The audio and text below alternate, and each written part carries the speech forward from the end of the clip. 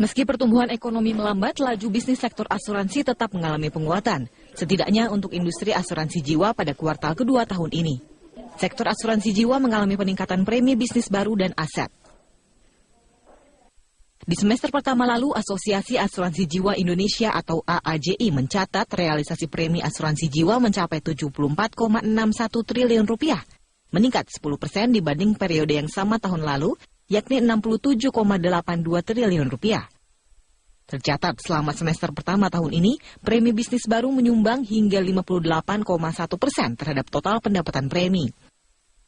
Ketua Umum Asosiasi Asuransi Jiwa Indonesia, Hendris Madrahim, menargetkan pertumbuhan perolehan premi hingga akhir tahun ini dapat mencapai hingga 15%. Ini selama 10 tahun terakhir ini, dia tetap growing di antara range 10-30%. Jadi kita melihatnya bahwa sebenarnya ya memang itulah angkanya growing industri asuransi jiwa ini setiap tahunnya.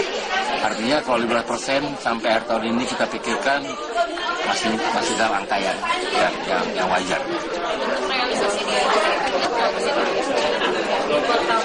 Kuartal ketiga memang datanya belum semuanya gitu. Tapi tampaknya sampai kuartal ketiga itu kita bisa sampai 13%. Berbeda dengan asuransi jiwa, kinerja asuransi umum justru mengalami pelemahan seiring dengan melemahnya sejumlah sektor ekonomi seperti properti, migas, dan otomotif. Berdasarkan data Asosiasi Asuransi Umum Indonesia, premi asuransi umum hanya tumbuh 8,2% pada semester pertama tahun ini, melambat dibandingkan pertumbuhan semester tahun lalu yang mencapai 10,2%.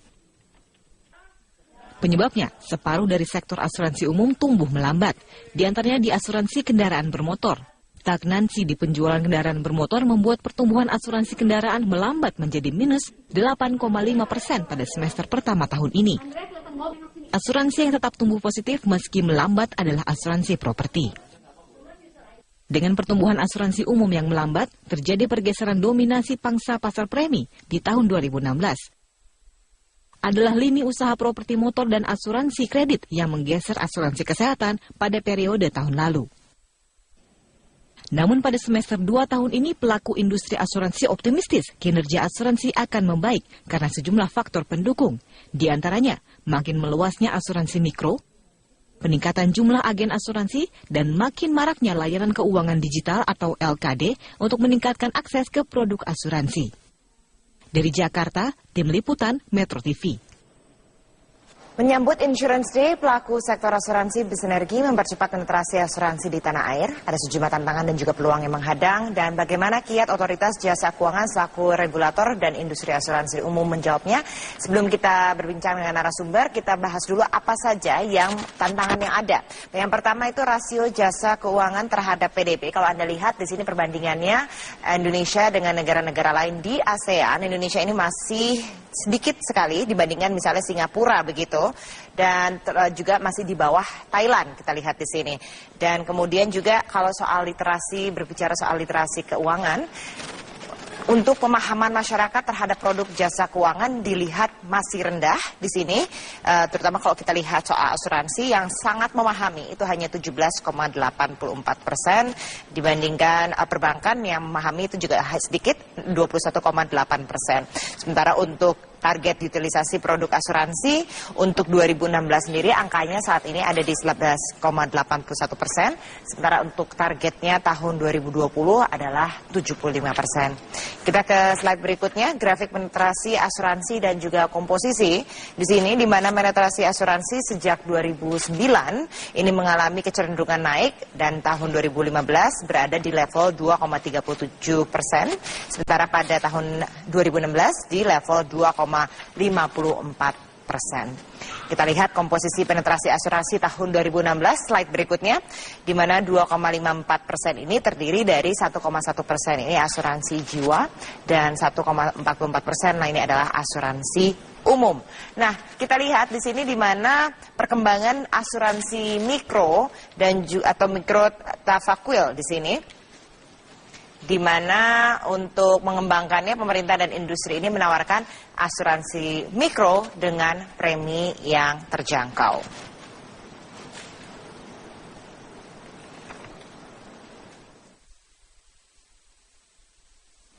Kita akan bahas lagi bersama dengan narasumber kami setelah jeda pariwara berikut ini.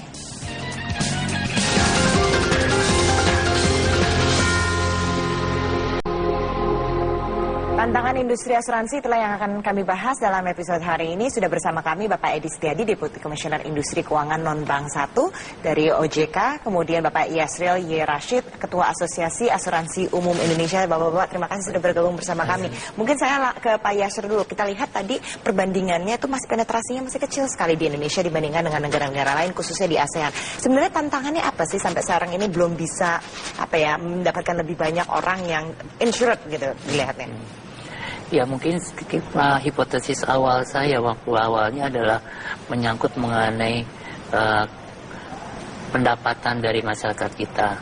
Tapi waktu kita coba dengan adanya asuransi mikro dan juga adanya juga asuransi petani, peternak ya, di mana 80% disubsidi oleh pemerintah. Tapi konklusi sementara saya, ternyata pendapatan itu bukan merupakan satu faktor yang menyebabkan penetrasi kita rendah. Makanya tadi saya bicara dengan Pak Edi mungkin terkait dengan juga culture ya. Jadi walaupun asuransi mikro itu misalnya OJK mencaratkan bahwa premi itu hanya 50.000, cuman masih sulit juga dijual ternyata. Nah ternyata memang ini terkait dengan edukasi dan literasi sehingga merubah suatu budaya yang tadinya sudah punya kemampuan tapi merubah menjadi adanya satu kemauan gitu ya. Nah itu mungkin menjadi tantangan kita dari kemauan ya, jadi kebutuhan akhirnya. Nah itu mungkin menjadi challenge kita, tantangan kita, walaupun penetrasi itu semakin baik, meningkat dari tahun lalu 2,29 sekarang 2,54, artinya sudah ada peningkatan itu. Cuman ini kurang cepat saja, kurang kencang aja dengan jumlah penduduk kita yang semakin bertambah juga akan cukup tinggi gitu ya. Karena sebenarnya yang penetrasi itu ada pembandingan antara PDB dengan gross premi dari asuransi. Nah ini ternyata kita sekarang ada pengembangan menggembirakan 2,4 dan lebih baik dari tahun sebelumnya. Tapi ini terus kita mencoba untuk meningkatkan, karena waktu kemarin saya minggu lalu hadir di Kongres EIC, jadi East Asian Insurance Congress, itu memang kita di antara negara-negara di Asia Timur Jauh itu masih rendah gitu ya. Tapi ini merupakan suatu tantangan dan prospek juga buat kita. Makanya kenapa banyak dari luar juga melihat bahwa yang pasarnya sudah jenuh pada lari ke Indonesia untuk masuk ke sektor asuransi. Mungkin itu.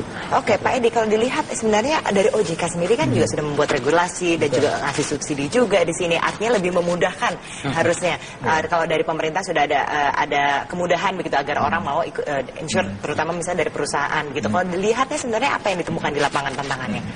Kalau saya melihatnya bahwa ini memang perlu kita besarkan kuenya.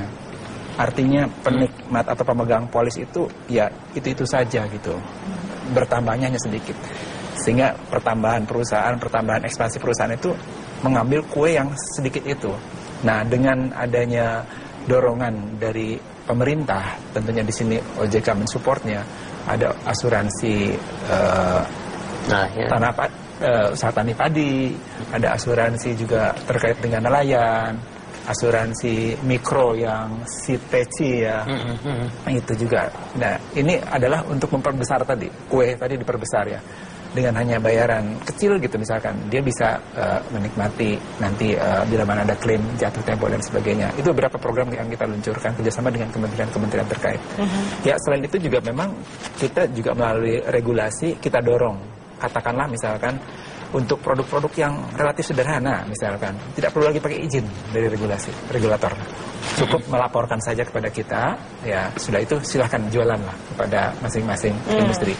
Artinya kita sudah lakukan seperti itu, dan juga sekarang channelnya juga kita perbanyak ya sekarang dengan kerjasama dengan beberapa industri lainnya, karena di OJK kan sekarang otomatis jadi ada pasar modalnya, ada perbankannya, ada asuransinya atau industri keuangan. Ya. Bagaimana caranya masing-masing saling membantu, katakanlah perbankan membantu memasarkan produk dari asuransi, ya seperti bank insurance. Jadi sebenarnya kalau dari regulasi yang ada harusnya lebih memudahkan begitu dong, Pak Yasir.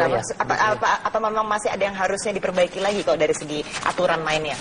Ya, kita gembira sekali dengan kehadiran OJK karena terkait itu banyak sekali dalam kaitan dengan Pak Edi katakan tadi, memperbesar kue itu banyak sekali program-program pemerintah sekarang itu dalam melindungi masyarakat menengah ke bawah gitu ya, dengan adanya asuransi nelayan, asuransi maritim, asuransi usaha tani gitu ya, dan ternak sapi, di mana preminya itu disubsidi 80% oleh pemerintah.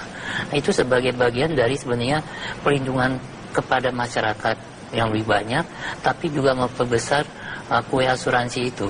Nah, di samping oleh pelaku-pelaku yang sektor swasta itu juga melakukan inovasi-inovasi produk baru gitu ya, inovasi produk baru dalam rangka untuk memperluas mengenai cakupan dari produk asuransi. Kita gembira bahwa OJK sudah membuat peluang untuk nanti asuransi umum itu membuat satu namanya produk asuransi dikaitkan dengan investasi. Nah, itu suatu hal yang baru juga, karena selama ini hanya dikenal di asuransi jiwa dengan adanya unit link, tapi nanti asuransi umum bisa juga dikaitkan dengan investasi itu produk asuransinya. Itu terus kemudian nanti juga kita selain juga bisa mendapatkan fee based income dari kita menjual produk jasa keuangan yang lain gitu.